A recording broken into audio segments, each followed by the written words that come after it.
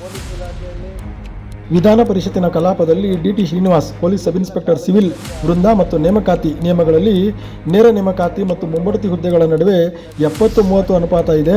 ಅದನ್ನು 50-50 ಅನುಪಾತಗಳಿಗೆ ಪರಿಷ್ಕರಣೆ ಮಾಡಿ ಅನುಷ್ಠಾನಕ್ಕೆ ತರಬೇಕು ಅಂತ ಒತ್ತಾಯಿಸಿದರು. ಮತ್ತು ಈಗಿರುವಂಥ 15 ದಿನಗಳ ಗೆಜೆಟೆಡ್ ರಜೆಯ ವೇತನವನ್ನು 30 ದಿನಗಳಿಗೆ ಪರಿಷ್ಕರಣೆ ಮಾಡಿ ನೀಡಬೇಕು ಅಂತ ಗೃಹ ಸಚಿವ ಪರಮೇಶ್ವರ್ ಅವರನ್ನು ಒತ್ತಾಯಿಸಿದರು. ಇದೇ ಇಲಾಖೆಯಲ್ಲಿ 94ರಿಂದ 97ರವರೆಗೂ ಕೆಲಸ ಮಾಡಿರೋದ್ರಿಂದ ಸ್ವಲ್ಪ ಪೊಲೀಸ್ ಇಲಾಖೆ ಋಣ ನನ್ನ ಮೇಲೆ ಇದೆ. ಅದೇ ನಿಟ್ಟಿನಲ್ಲಿ ನನ್ನ ಸಚಿವರಲ್ಲಿ ನಾನು ಕೇಳೋದಿಷ್ಟೇ.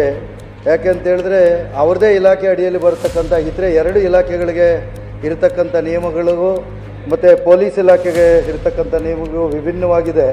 ಯಾಕೆ ಅಂತೇಳಿದ್ರೆ ಆ ಫೈರ್ ಇಲಾಖೆ ಮತ್ತು ಜೈಲು ಇಲಾಖೆ ನಮ್ಮ ಸನ್ಮಾನ್ಯ ಸಚಿವರ ಅಡಿಯಲ್ಲೇ ಬಂದರೂ ಸಹ ಅಲ್ಲಿ ಗೆಜೆಟೆಡ್ ಇದು ಕೊಡುವಂಥ ಸಂದರ್ಭದಲ್ಲಿ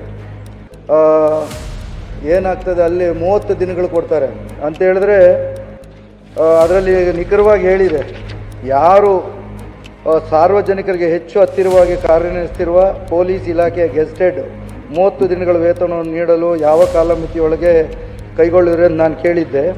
ಈ 3 ಇಲಾಖೆಗಳಲ್ಲಿ ಅತಿ ಹತ್ತಿರವಾಗಿ ಕೆಲಸ ಮಾಡೋದು ಪೊಲೀಸ್ ಇಲಾಖೆನೇ. ಸಾರ್ವಜನಿಕರಿಗೆ ಹತ್ತಿರವಾಗಿ ಕೆಲಸ ಮಾಡುವಂಥದ್ದು ಪೊಲೀಸ್ ಇಲಾಖೆ.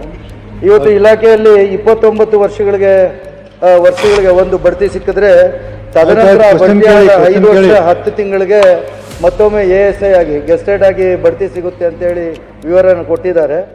ಆದರೆ ಏನಾಗಿದೆ ಅಂತ ಹೇಳಿದ್ರೆ ಬಡ್ತಿ ಪಡೆಯೋಕ್ಕೆ ತಯಾರಿದ್ದು ಪಡೆದಿರೋ ಅಂಥವ್ರು ಇವತ್ತು ಅವ್ರಿಗೆ ಸಿಗಬೇಕಾದಂಥ ಸವಲತ್ತು ವಂಚಿತರಾಗಿರೋದ್ರಿಂದ ನಮ್ಗೆ ಆ ಬಡ್ತಿನೇ ಬೇರೆ, ನಾವು ಹೆಡ್ ಕಾನ್ಸ್ಟೇಬಲ್ ಬಗ್ಗೆ ಉಳಿತೀವಿ ಅನ್ನೋ ಮಟ್ಟಕ್ಕೆ ಇಡೀ ರಾಜ್ಯದಲ್ಲಿ ಇವತ್ತು ಅವರ ಚಿಂತನೆ ಆಗೋಗಿದೆ. ಯಾಕಂದರೆ ನನಗೊಂದು ಬಡ್ತಿ ಸಿಕ್ಕಿದೆ, ಹಾಗಾಗಿ ಸಚಿವರು ಇದನ್ನು ಗಂಭೀರವಾಗಿ ಪರಿಗಣಿಸಬೇಕಾಗಿದೆ.